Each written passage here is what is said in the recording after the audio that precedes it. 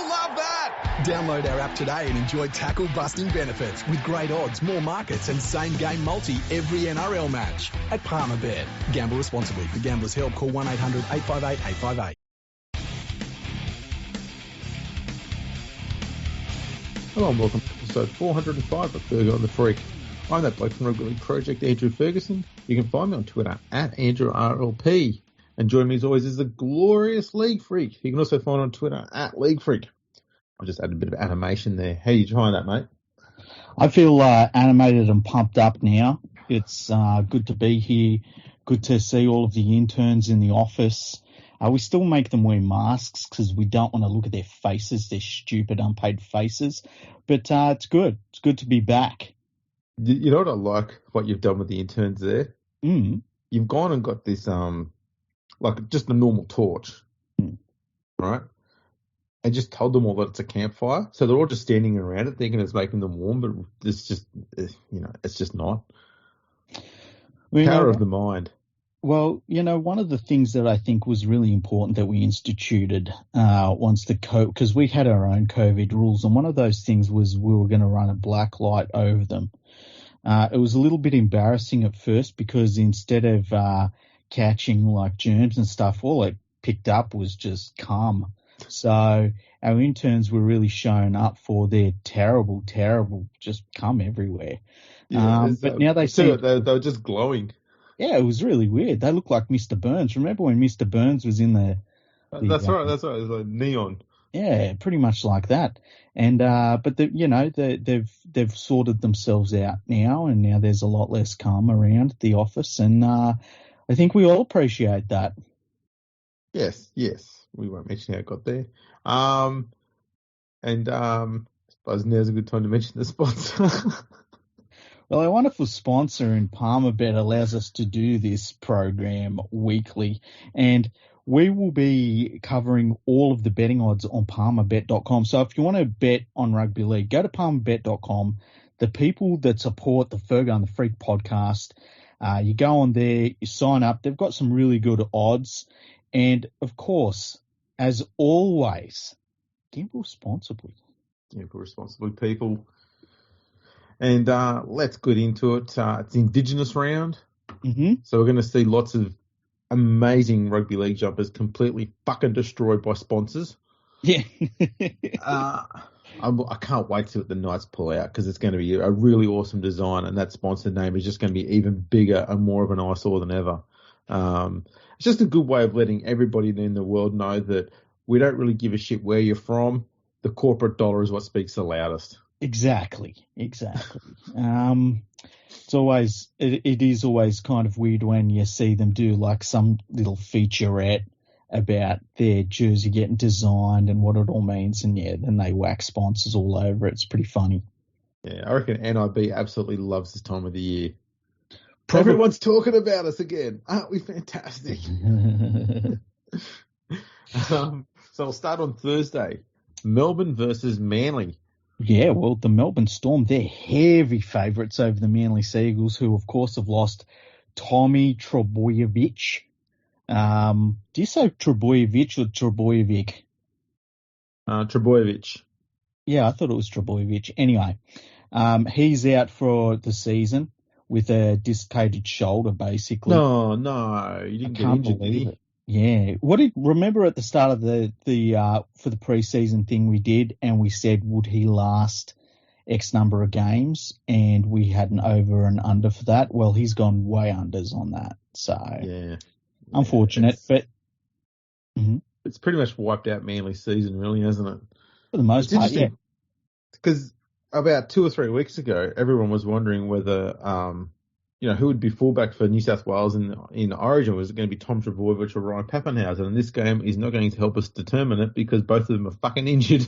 Yeah, exactly. The other thing is too, like I think about Trbojevic, and we talked about this on one of our early episodes of the podcast when he was about to re-sign with Manly, and we had a discussion about, do you sign somebody up to that marquee sort of money when they're injured a lot of the time? Now, it seemed like a stupid thing to be talking about when he won the Dally M last year.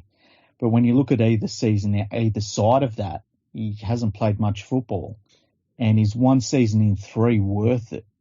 I don't know that it is. It's a good question.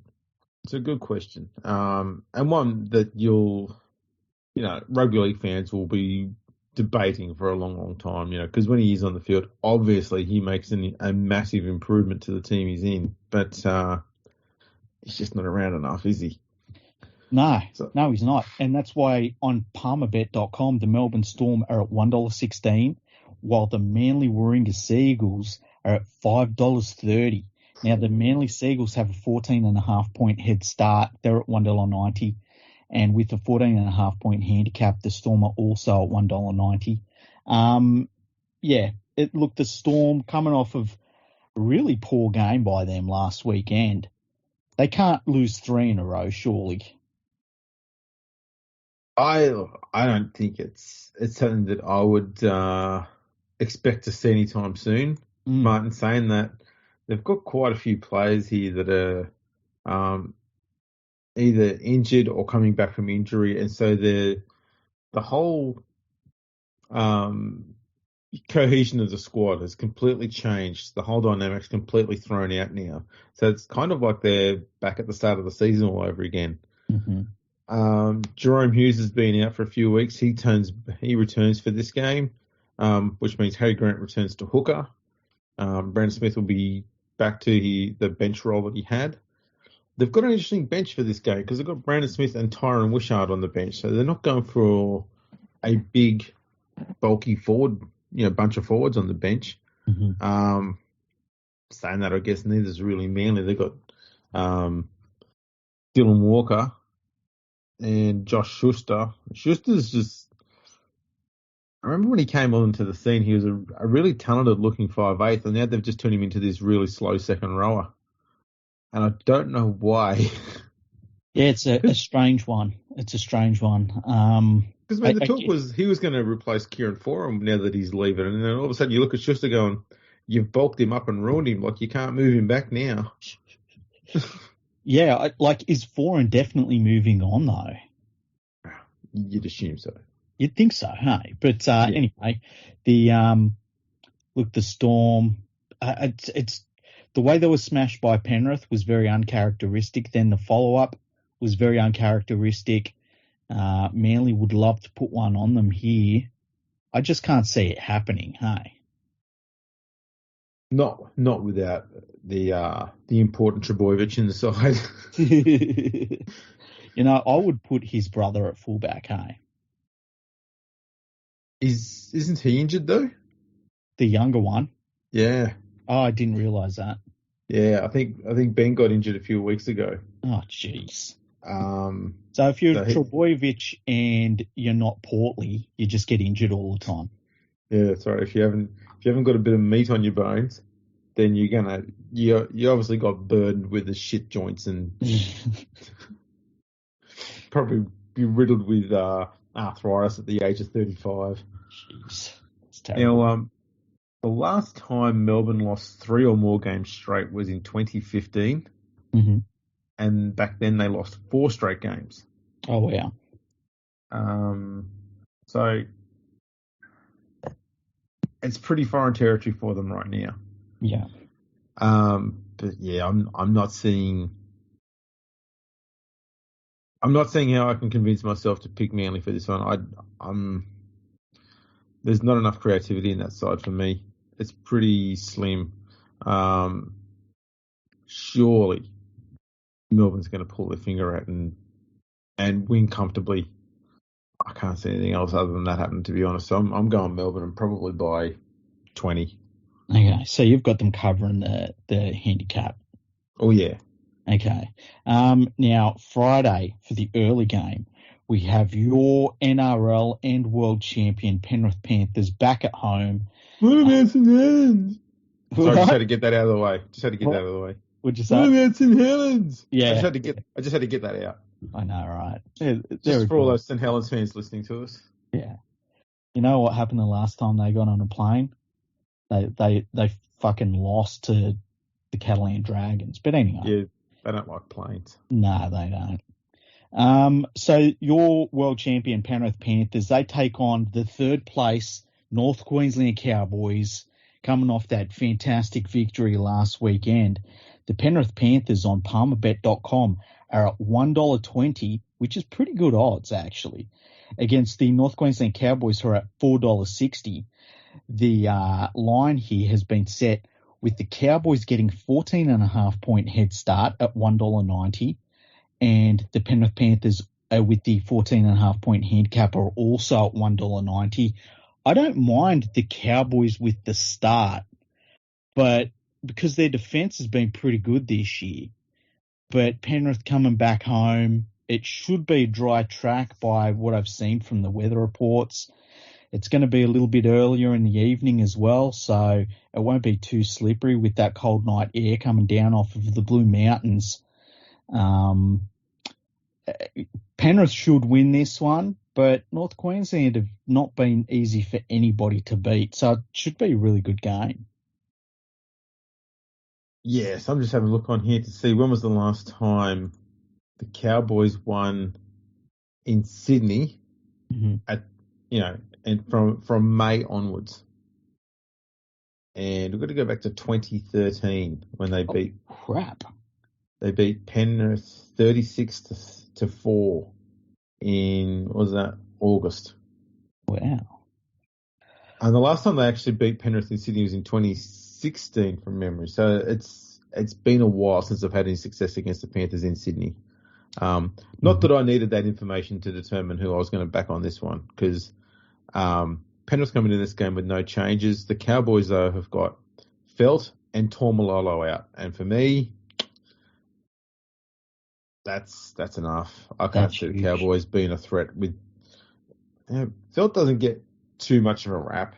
But if we're honest, he is remarkably good at finishing off a movement, even when there's very little movement, room for him to move. And if you haven't got that finisher out there, it does make it hard to get those points that you need. And Tormalolo missing in the middle, just, that's worth a lot of points to a team. So yeah, I'm going Penrith here comfortably. Tomalolo's got an MCL injury, so thankfully it wasn't an ACL injury. So he'll be back before the end of the year. I know somebody a couple of years ago, they had Cole Felt as their winger of the decade. Ooh, bits. Yeah. That's no. What I thought too. Yeah, it's hard to go past the Penrith Panthers. Look, it's crazy. I was watching them last weekend, and I was just like, it's like somebody else's team when you see them going so well, and you're like, man, it'd be cool to follow that team.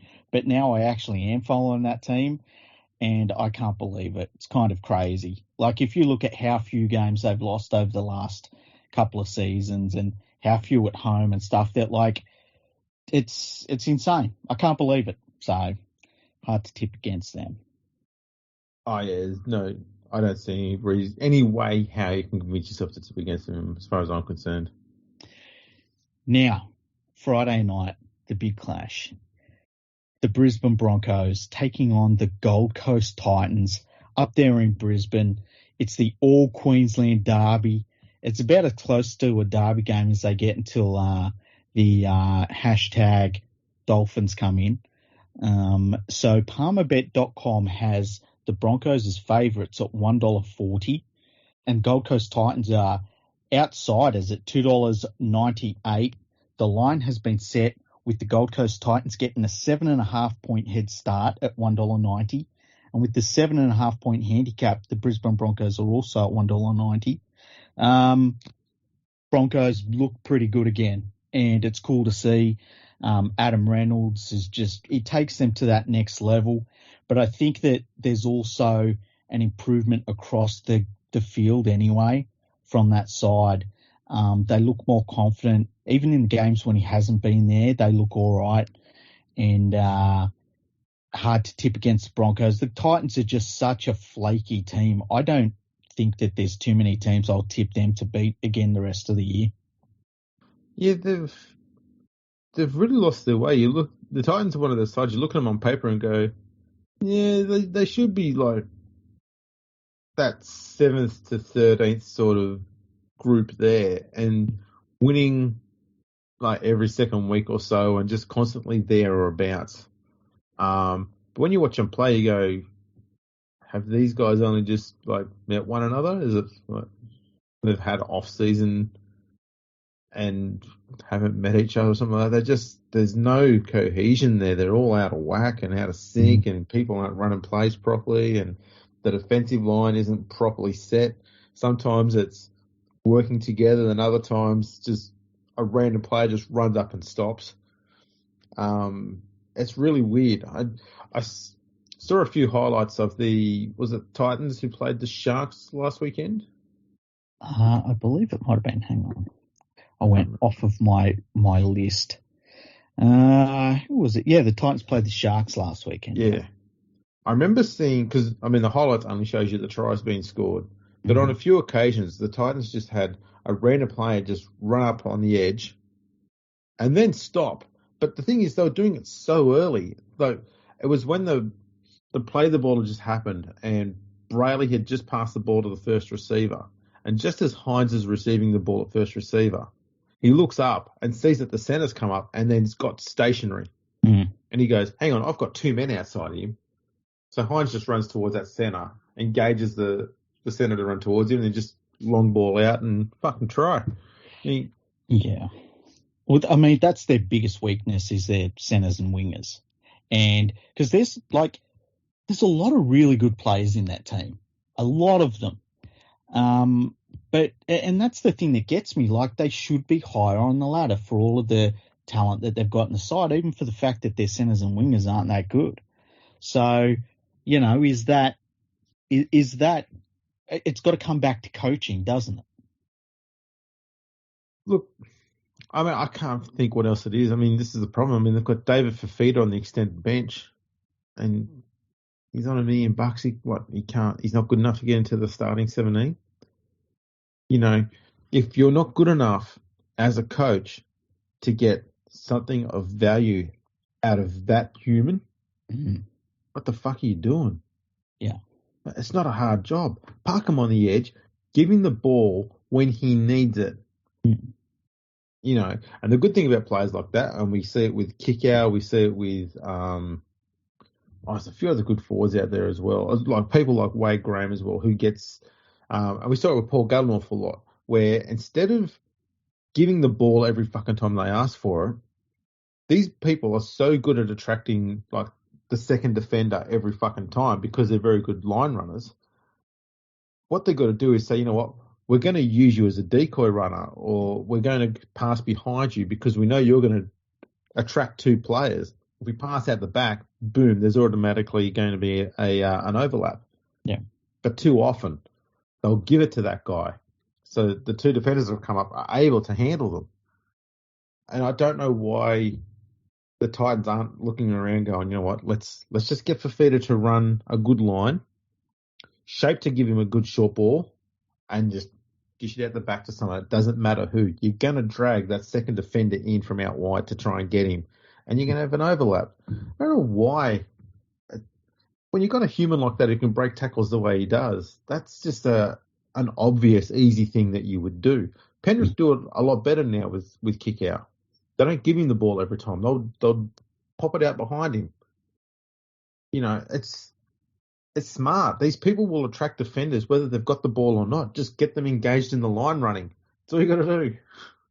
Yeah, and I think Kickout himself has learned what he needs to do better at Penrith. And look, if I had Fafita and he didn't know what his role was in that Gold Coast team, I'd say just run outside of Brimson. Just be prepared for the ball, run off Brimson's hip. And that's all I would say to him. And that would be the start, you know. Just give him a really, really easy job. Because I look at this team, I love Brimson as a player. I think he's really good as a fullback. I think he's not too bad as a 5'8". I think Sexton has shown that he's got some promise there, and he hasn't shown me anything that makes me think he's not worth persevering with. Campbell, I mean, in that game last weekend, even in the losing effort, I'm watching Campbell play and I'm like, he's just a freak. He's unbelievable.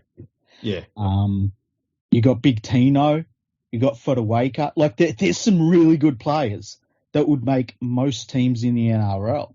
So why are they so shit?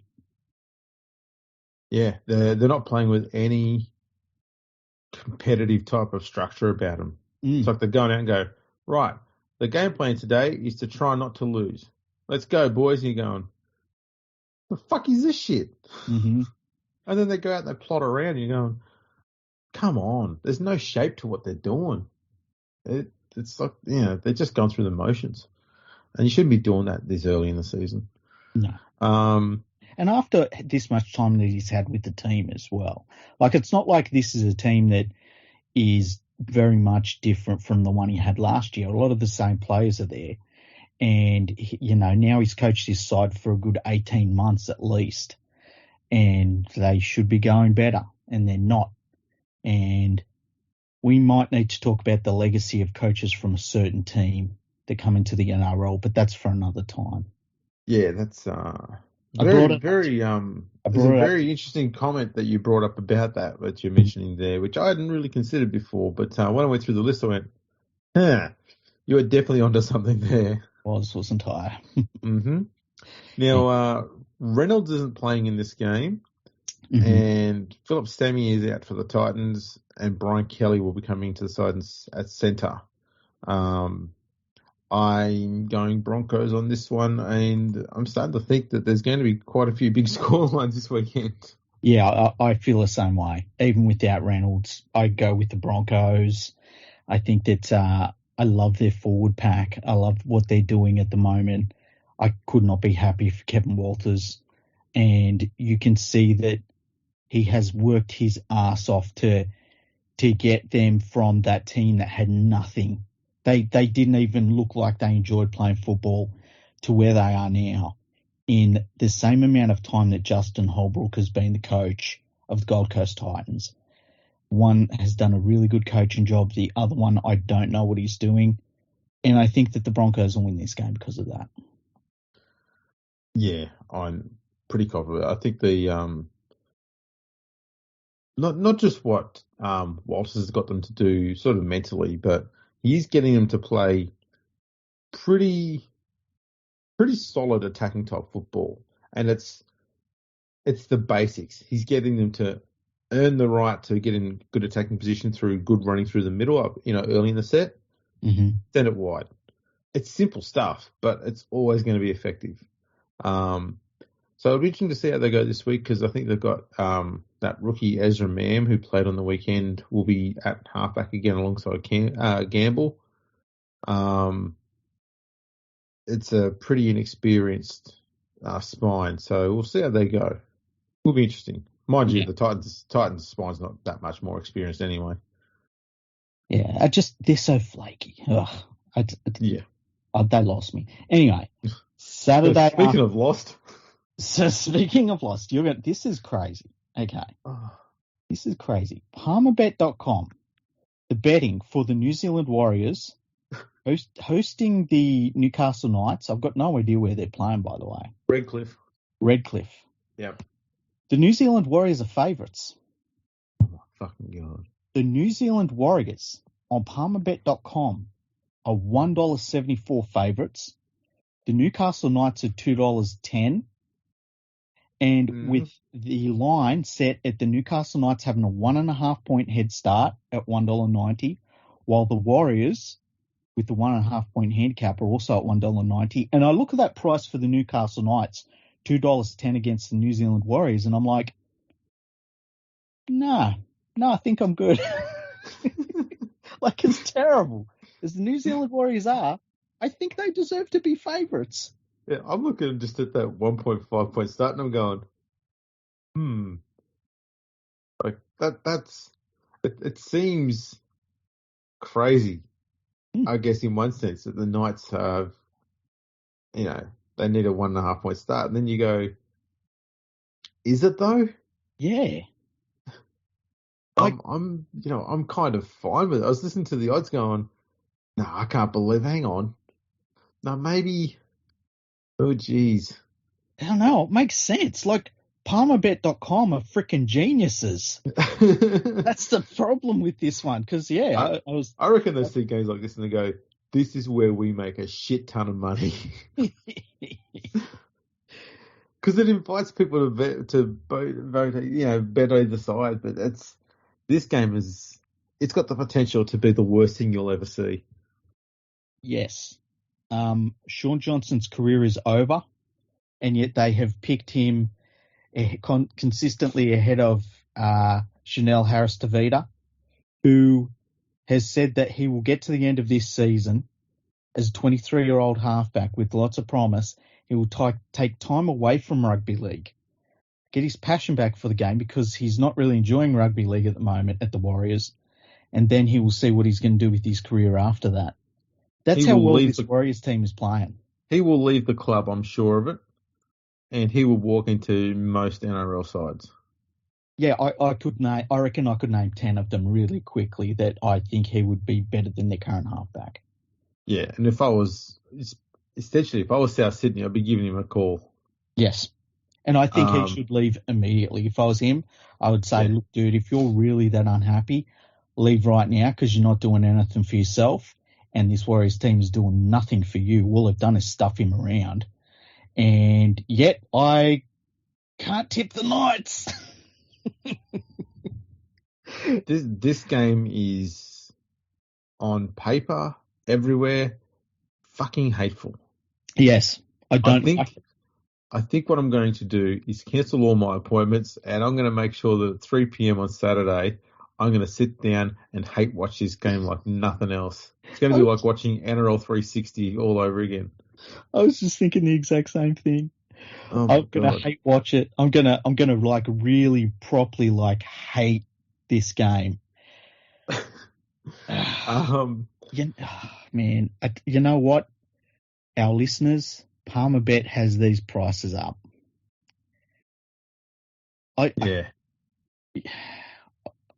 are you tipping? Look, I said I would not tip the New Zealand Warriors again this year. I can't tip the Newcastle Knights. I have not seen the Knights play with any brains at all this year. Mm-hmm. No brains. I've never seen a team struggle so hard without their hooker. A hooker who's never played rep football, mind you, either. Yeah. Not that that's a bad thing. I'm not saying that Jaden Brayley's a bad hooker. He's clearly very good. And I think he would be fine if you put him in the Origin arena. But obviously he hasn't played there yet. But fuck me, the Knights miss him. They miss him so fucking bad. It's not Cameron Smith, is what you're saying. No. Yeah. That's right. But the guidance he gives them, the leadership he gives them, just the skill around the ruck, the speed around the ruck, the defense around the ruck. Fuck, they miss him, man. It's insane. I suppose on the upside, Jake Clifford comes into the Knights side, replacing Adam Clune. So here's the thing, right? O'Brien has made more changes to his halves. Oh, again. But at least now it actually looks like a halves pairing that has the potential to create something. And whether that's something good or bad will be we'll wait and see. But man. You're going for Warriors? We'll cover bases. Okay, I'll go for the Knights. I'm hating this by. I don't see the Knights winning. I'm only doing this because you picked the Warriors.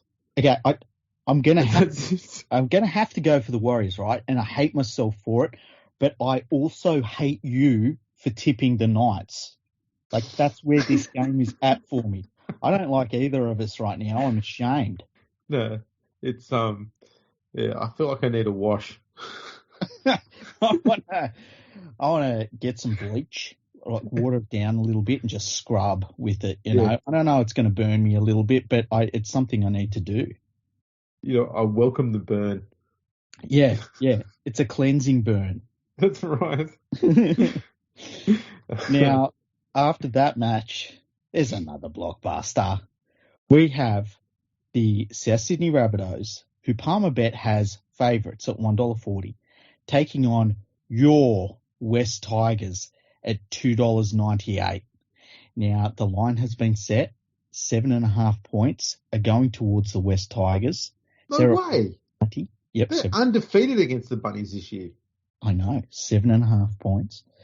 And with the 7.5 point handicap, the Bunnies are at $1.90.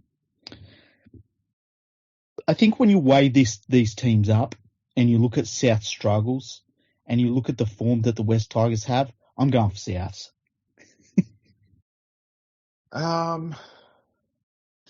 Yeah, you know what? I've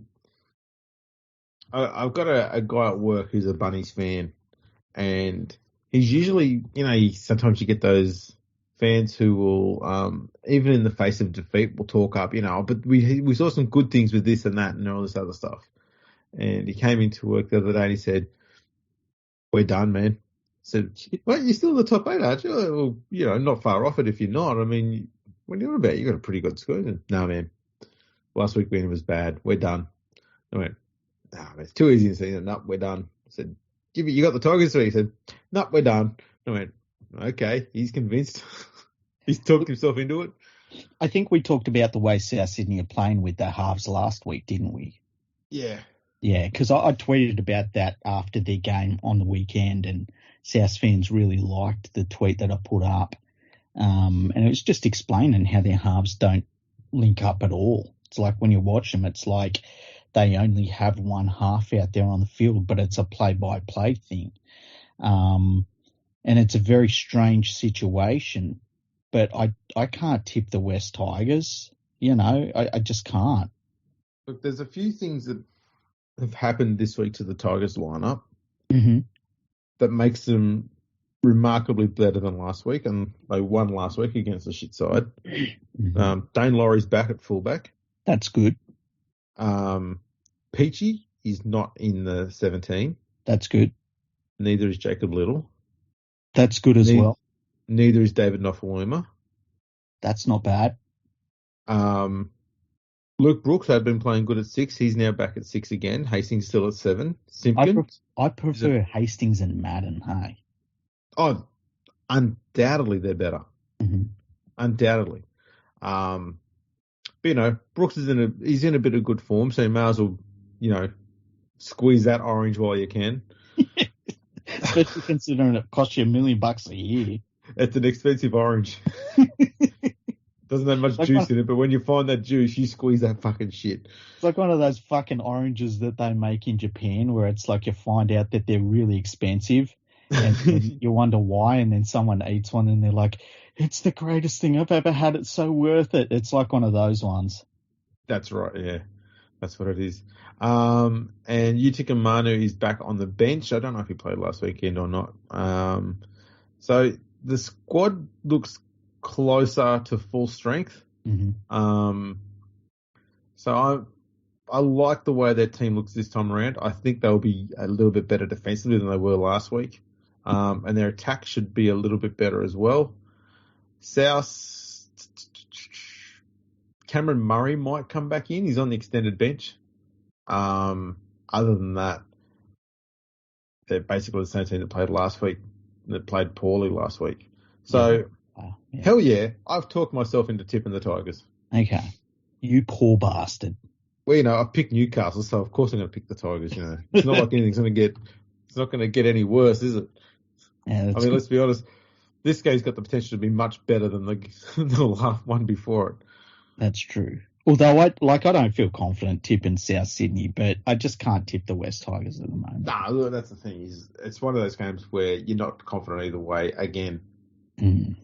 Now, the last game on Saturday night, the Cronulla Sutherland Sharks take on the Sydney Roosters, and the Cronulla Sutherland Sharks on Palmerbet.com are favourites.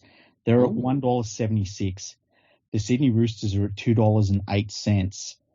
The line has been set with the Roosters getting 1.5 point head start at $1.90. And with the 1.5 point handicap, the Cronulla Sutherland Sharks are at $1.90 as well. I think that we saw where the Roosters really are. Like they're not a top side.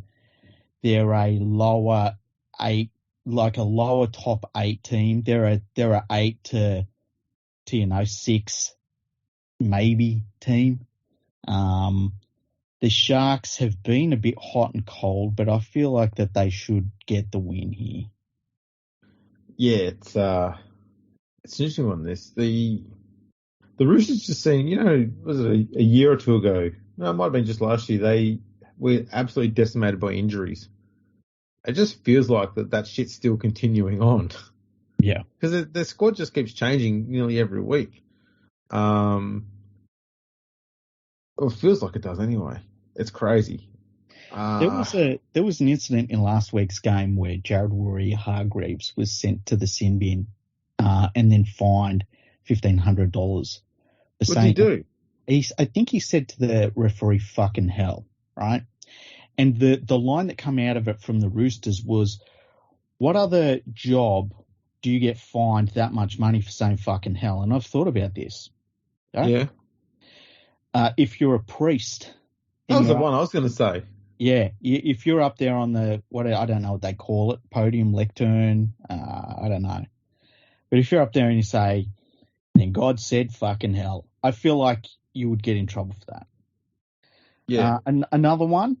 Mm-hmm. I reckon if you deliver babies, and if at any point when you're delivering a baby you go fucking hell, I reckon that wouldn't be taken really well. I don't think you get sacked, but Jesus Christ, that'd be funny. Yeah. How about primary school teacher? Yeah, I think that would work. Yeah. Working on play school. What about you're a plastic surgeon and you take off the wraps and you go fucking hell? Oh, that'd be bad. Or someone just comes in and they say, "I've got a mole on my back. I was just wondering if you could get that removed." Let me take a look. Oh, fucking hell. A chef, when he opens the oven door, it's fucking hell. Yeah, it's probably a bad sign. What else? Yeah, don't eat that. Yeah. I mean, that's a good list then. Maybe people could also tell us what they think would be a bad job to have as, what you're saying, fucking hell. Don't you want to hear someone go, "Oh, fucking hell." Like, I've got another one. Airline pilot. That would run you, the airline pilot going, "And we're cruising at 10,000 feet." Oh, fucking hell. Oh, they could go for any sort of transport thing. Imagine being on the train. Thanks for, being on the train today. Oh, fucking hell. It just drops off and goes, uh-oh. Yeah, this is good. Okay, back to the football, because we used to be a rugby league podcast. Oh, we dabble. Yeah. Look, go on. Have you done the odds? Yeah. Oh, you did do the odds. Okay. Yeah. Will Kennedy comes back for the Sharks in this one. Lachlan Miller played pretty well in the few highlights I saw last weekend. Position-wise, he looked like he was in the right spot a lot of the times. There was one incident which I think got overshadowed by the fact that he scored a try out of it. Mm-hmm. But for me, it showed how he's not quite at the NRL level yet, and that was a bomb restart happened. Mm-hmm. It's a short restart. It went up high, like most rugby union ones, which is where he's from, and he let it bounce. But luckily for him, it bounced in his direction. He caught it and then ran through some piss poor fucking defence and ran like 80 metres to score or some shit. And I looked at that and went, yeah, that guy's played rugby sevens. That's what that is. It's just running through the middle of the field against defence that's not quite there. You know what I found really funny was that, remember they got rugby union sevens into the Olympics, and they said, you know what, all the rugby league players, they're going to want to do it. They're going to want to play rugby union now. They're going to want to play in the Olympics. And then it turns out it's actually just rugby league park footballers that come over for a couple of years, play in the Olympics, and then go back to rugby league. And that's, I mean, this is literally the highest level any Australian rugby union sevens player has attained, and it's one game, and he will be replaced by Bob Kennedy, who's a real rugby league player. Yeah, I thought that was funny. It was pretty funny. Royce Hunt comes into the front row again. Tolman will be on the bench. Tig Wilton on the bench. He's been playing pretty good this year, Tig Wilton. Mm-hmm. Fafita will be on the bench for this one. Pretty decent sized forward pack there. Bench rotation there. The Roosters are just sort of fielding whatever's available, it feels. There doesn't look like they've got that good a forward rotation after the first, say, half hour or so compared to the Sharks. So I expect the Sharks will probably come from behind to win this one reasonably well. I'm going Cronulla. I mean, if Cronulla do win, it'll be the first time they've beaten the Roosters since 2017. Oh, wow. Was that one of their cap-compliant years or not? No, that wasn't a cap-compliant year, was it? Because 16 they won the premiership, yeah. That was legal. Yeah, but the 2 seasons either side of that were illegal. That's right, yeah. So, the Roosters did well there. They've beaten, they lost to an illegal side. Yeah. I suppose it doesn't count. Yeah. Oh, I'm willing to say it doesn't count like a lot of Shark stuff. Now, first game on Sunday afternoon, we have the Canterbury Bankstown Bulldogs with a new coach and a new attitude and the same results versus the St. George Illawarra Dragons. Now, in the head-to-head, the Dragons are favourites. They're at $1.54 against the Canterbury Bankstown Bulldogs, who are at $2.50. The Bulldogs have the 4.5-point head start on the line. They're at $1.90. With a 4.5-point handicap, the St. George Illawarra Dragons are also at $1.90. And I can't go past the Dragons in this one. I'm not tipping the Bulldogs. Oh, no, I'm back on the Dragons as well on this one. I'll tell you one thing I did notice, though, in the little bit that I did see of this game, is it appears that Potter has got them doing, focusing on the basics first. Because I saw the Bulldogs doing a lot more direct running and running straight and running in the middle, whereas Trent Barrett had them going fucking sideways all the time. Yeah. And so they're actually looking threatening, and they weren't getting down on themselves and out of a game too early. They were still in the game and still chasing points. And obviously their attack was working on the back of that. I mean, they're only up against the West Tigers defence, so it's not that much to ring home about. But the fact is they were pushing through the middle, and they were looking a lot better, playing a lot straighter. And it was a lot better for Burton especially, but Flanagan as well, because it gave them a bit more room, a bit more width to play with instead of all this sideways shit they were doing before that was getting them nowhere. Saying that, the Dragons' defence in the middle should be good enough to hold them out. And, I mean, let's be honest, Ben Hunt's the difference between these two sides again. Yeah, and we've said that a few times this year, haven't we? Yeah, he's a really good player. I'll tell you what, though, the one thing that shits me about the Dragons side, they're still persisting with Mbite at hooker. I've said it before. The only place you put Moses Mbite is at 5'8". He's not a great hooker, but Yeah, it's a weird one, and the problem is they've only got a few players that are really inconsistent, and he's one of them. I guess it's a part of their rebuilding process. They're just doing the best with what they've got, but it's something I would probably rather chuck a young player in there and see how they go, rather than Mbai, who just isn't a first-grade football player. It hasn't been for many years now. But then again, he's playing against his old club, who paid him a lot of money. And, he might have... Imagine if he had a man-of-the-match performance. Wouldn't that be cool against the Bulldogs? And it's not beyond him either. He does have that occasional great game in him. Might be once a year, but that does exist. It's a weird lineup, this Dragons side. I'm not convinced by Cody Ramsey's an NRL player. No. I think Tyrell Sloan looked a lot better at fullback. I'd rather have him there. McCulloch's not great, but he's better than Mbite hooker. And take all of the thoughts about Jack de Bellin's off-field antics aside, I don't think he's been playing that well this year that he deserves to be in the run-on side. I'd probably, and this is going to sound weird, I'd probably prefer Aaron Woods at lock. he just seems a little bit better defensively, especially around marker. The balance seems to be kind of napping a little bit more at marker than Woods does. Woods tends to chase the ball player a little bit at hooker. Bellin just sort of stands there and looks at him a bit.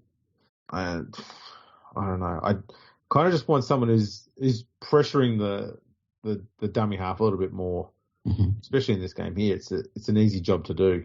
So I don't know. I think the Bella needs to earn that spot a bit easy. So he kind of just walked into it and been able to keep it. Yeah. I don't know. But yeah, Dragons should win this though.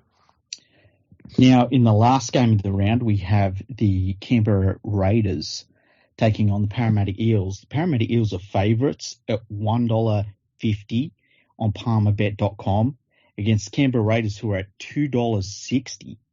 Now, Palmerbet.com has the Raiders with a 5.5 point start at $1.90, and the Parramatta Eels with the 5.5 point handicap are also at $1.90.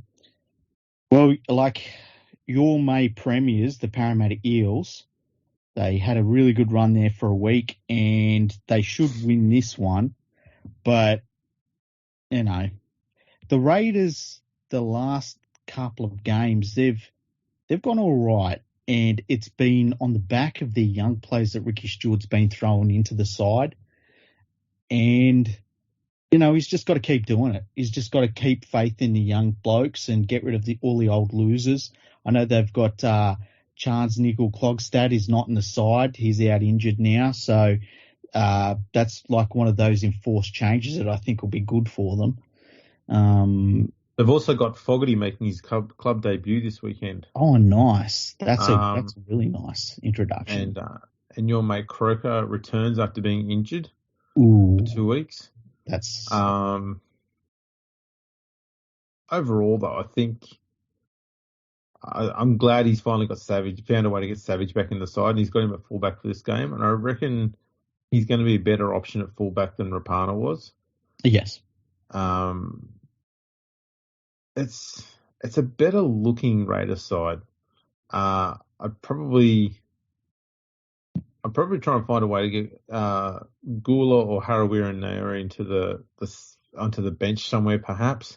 Yep. But other than that, it's pretty solid side. Parramatta, they've got Micah Sevo on the extended bench. I wouldn't be surprised if he comes into the side. Yeah. Surely they're going to find a way to put him in there. Because what else they got there? There's something else I saw there too, and I wanted to mention. I can't remember what it was now. Couldn't have been that important. I mean, it's only Canberra, Parramatta. Well, the thing for me is, like, I've really thought that Canberra have done pretty well over the last couple of weeks, but Noel Crocker's back in the team. I would take the Eels even with the 5.5 point handicap that they'll be carrying. They should whip their shit out of the Canberra Raiders, because it's like you just go for Crocker. He's just easy points. Easy points. I'm going to check something here. What round are we up to? Is it 12? Yes, round this 12. would be round 12, yeah. Because I reckon we're getting into that time of the year where Parramatta loses its shit. You know, the strong start of the season. Yeah. That's now over. I want to see what their record is like in recent seasons in round 12. And you're not talking about the finals either. Oh, no. It turns pear-shaped round about this time. Let's see here. Since 2008, they've won 5 of their 13 games in round 12. 5 of 13. Wow. That's not great. Mm. I'm just bringing up the tipping competition, the Fergo and the Freak tipping competition at the moment. We'll see who's leading. I'm sure that I'm doing atrociously. Let's have a look. Okay, so Carla is leading. She's got 69 total tips. Nice. She's followed by John, who is 5 tips back. So Carla's got a fair lead. Riley is in 3rd place, followed by Dean, and then Shane, and then Matt, and then Daniel, and then my former housemate Reagan, and then Nadine in 9th, whatever, and then Oliver in 10th. So that's our top 10. Now to find where we are, a little bit of scrolling that has to happen, hey? Yeah, I think for me, like scrolling will probably work to find you. I think you need to hit the page down button a few times. Mate, it's a bit quicker. I've got to do page down. I'm in 63rd position. Oh. I've got 56 tips correct. So Guaranteed I'm a long way south of that. You reckon? Sure. Yours is hard to find, I find. Yeah. Oh, there it is. So you're in 75th. 75th. So you're one tip behind me. Oh, really? Yeah. I thought I was doing far more atrociously than that. No, you're doing all right. Doing all right. I'm only behind 74 other people. The last place people, we've got a guy called Sean who's got 29 tips, right? We've got Batman who has 31 tips, right? Chris who has 31 as well, and then Brad who has 32 along with Jack. So they're at the end of the competition. I tell you what, our leader is out to a lead. That's pretty handy. 5-point lead at this point. You know what? Maybe we can just pull out a Benny Elias and say that this weekend everyone just gets double points. Just double points. Make it triple. Why? Who cares? Yeah, it's Indigenous round triple points. Tell you what, if the West Tigers win and you've picked the West Tigers, you get 47 points. Why? Who knows? If you tip the New Zealand Warriors at all, you just get 10 points just for being brave. Yeah. If you tip Canberra to win, 63 points. Why not? We should be writing these down. See how much we're going to fuck up the tipping comp. By the way, you know what, we could have done that. We could have had this thing where we were like, if you do certain things in the tipping comp, you get bonus points. It would have fucked the whole thing up, but still. I think next year, yeah, we will make up those rules as we go. Yeah. And just make up a completely different fucking tipping competition. We'll just offer random points and it'll be stupid shit and the numbers are going to be massively weird. And then the final round, we can just make up the most absurd rules ever to see if we can get anybody to win. That would be cool. That would be really cool. That's doable.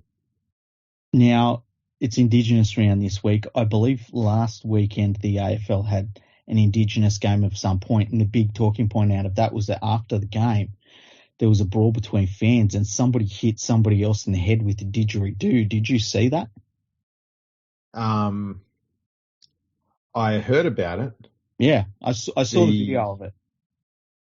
The person who got hit happens to be someone who I work with. Are you serious? Yeah. Wow. Yeah. And from what some of his co-workers were saying, he was basically an innocent bystander. Oh, really? I think they were aiming at someone else and got him. Ah, far out, huh? But on another note, I mean, AFL getting violent whenever there's Indigenous round on is not odd. No. I was surprised that there wasn't just, AFL fans or players or officials or something saying something racist, because that's kind of more their go. I don't know why. They like it, I guess. You know what? It made me think about sharing cultures and what other cultures could hit you in the head with something and how they would rate. So say you get hit in the head with didgeridoo, not fun, right? But just say a French person hits you with a bagel. That's not too bad. Yeah. Not a bagel, a croissant. Wow. It's all pastry, isn't it? Yeah, it's all fucking pastry. But what else would there be? Well, a British person hits you in the face with gravy. Yep. I mean, they'd like it. An American could hit you in the head with a gun. Well, just shoot you, wouldn't they? There you go, job done. What would a Kiwi hit you in the head with? Jandal? A jandal? What? Or a chili bun? What is that? Esky. Ah, is that what they call eskies? Yeah. Oh, God. A cello bun. Yeah, I Fuck don't you in know. the face with a jindal. Jindal. I do speak fluent Kiwi. I am bilingual. What would an Irish person is just sitting inside a head with a Guinness? No, a West Tigers CEO. Why West Tigers CEO? Potato. Ah, yeah. Man, I had to spell out the joke. Yeah, what the fuck? I'm ruining all your jokes. It's the funniest thing I've ever said. Nah, that joke you told me earlier. Do you want to tell everyone your dad joke or not? A dad joke. I was going to leave it for us, If you want to share it, you can, but I really don't. Oh, shit. It's one of those ones where you will repeat it to someone. Just come up and you go, you know what? I'm going to repeat it. Okay. That's what you're going to do. You'll do it one day. Okay. So anyway, it's been a good episode. It's our Palmerbet episode. All of our episodes this year are with Palmerbet. We love having them on board as a sponsor. They've been fantastic to us, so be fantastic to them. And always remember, Andrew, what are you supposed to do? I was going to say something bad. No, gamble responsibly and make sure you don't spend money that you can't live without. When you go and do your gambling, only use the money you're happy to see go. Yeah. That's the smart way to do it. Be smart with the people. Exactly. That Knights versus Warriors game. Yeah. I think the smart thing there is to not bet on that one. The thing about that one is you could bet either side, right? Someone is going to be like, they're going to look like a genius. But if you bet the other side, you're going to look like the biggest bum in the world. Yeah, but we're not going to tell you which side's the genius one. Yeah. You're going to know it full time. Yeah, you're not going to like that one. There you go. That's an interesting round of footy. There could be a few blowouts there. Yeah. And I think if Parramatta loses this weekend, we could be about to see them drop down the order a little bit because, the first 10 rounds are done and dusted. They've had their spurt. Mm-hmm. Here comes the slide. They don't like performing when it matters. That's right. Yeah, that's right. Get all the good stuff out of the way early. Yeah. Alrighty, people. Well, make sure you check us out on the socials on Instagram and Twitter at Fergo Freak Pod. We're on LinkedIn, Facebook, YouTube, MySpace. So check us out on all of those. Give us likes, follows, subscribes, retweets, favorites, all that. Just click all the fucking buttons. Go to your podcast listening device and make sure you give us a 5-star rating and a review. Please give us a review, somebody. Also, get in touch with us via email, Freaky. Yeah, send us an email at podcast@leaguefreak.com. We will do emails in the next episode. Lovely. Looking forward to that one. And yeah, I suppose that wraps this one up. Yeah, everyone look after yourselves, look after your loved ones, and gamble responsibly. Yeah, gamble responsibly. We'll catch you all next time. Palmerbet with the big don't argue. Punters will love that. Download our app today and enjoy tackle-busting benefits with great odds, more markets and same-game multi every NRL match at Palmerbet. Gamble responsibly. For Gamblers' Help, call 1-800-858-858.